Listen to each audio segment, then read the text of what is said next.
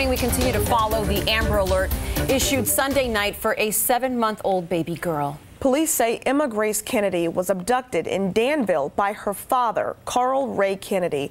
He is a convicted sex offender. And last night we learned there was a possible sighting of the two. 13 News Now reporter Elise Brown joins us in the studio with much more on them. Hey, good morning, Lucy and Ashley. Family is desperate to find Emma Grace.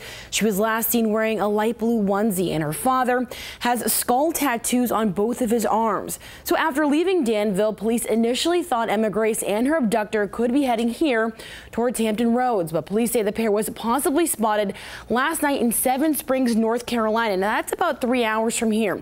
It's believed the two could be heading to Oak Island, North Carolina next. Police say Sunday night the father held the child's mother at knife point at a Danville gas station. Investigators say the convicted sex offender then took off with the 7-month-old. Family believes the baby is in extreme danger.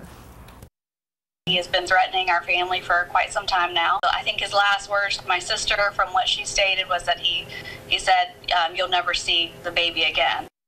It's extremely important you keep your eyes out. We're told he was last spotted driving a gold 4-door Suzuki Forenza with a FAA 1873 North Carolina license plate. But police say he may now be using North Carolina tags EKZ 5093. Again, that's EKZ 5093. If you see them, call Virginia State Police immediately.